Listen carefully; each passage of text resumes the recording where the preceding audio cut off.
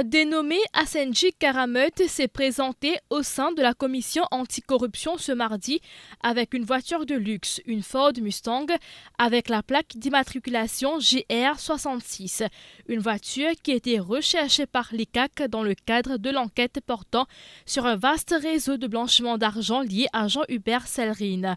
Si officiellement cette Ford Mustang appartient à Asenji Karameut, les enquêteurs soupçonnent qu'elle serait en réalité la propriété de Franklin. D'ailleurs, Jean-Hubert Sellerin a été vu au volant de cette voiture en train de véhiculer l'influenceur ivoirien Nico Le Mimi lors de la visite de ce dernier à Maurice l'année dernière. Une visite qui intrigue également car Nico Le Mimi a publiquement affirmé dans un direct sur les réseaux sociaux qu'une personne lui a proposé de venir à Maurice pour des vacances et cela tout frais payé. Il avait soutenu qu'il ne connaissait pas la personne en question.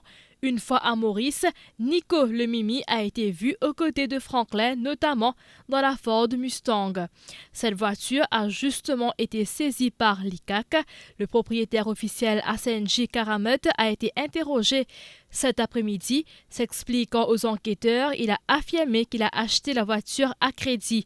Toutefois, les limiers de l'ICAC souhaitent aller au fond de cette affaire et Asenji Karameut devra revenir à la commission anticorruption pour produire les documents concernant l'achat de la Ford Mustang. Mais ce n'est pas tout. Les enquêteurs s'intéressent désormais au dénommé Karameut et il sera aussi appelé à justifier la source de ses revenus. Rappelons que la première personne à être arrêtée dans cette affaire est un dénommé Rikesh Sambou qui de surcroît fait le buzz car une photo de lui en compagnie du Premier ministre circule dans le domaine public. Ce même Rikesh Sambou a été sommé de s'expliquer sur une maison à la Golette enregistrée à son nom et qui est estimée à au moins 25 millions de roupies. Ne pouvant pas justifier le financement de la maison, c'est alors qu'il a balancé le nom de Franklin comme étant le vrai propriétaire.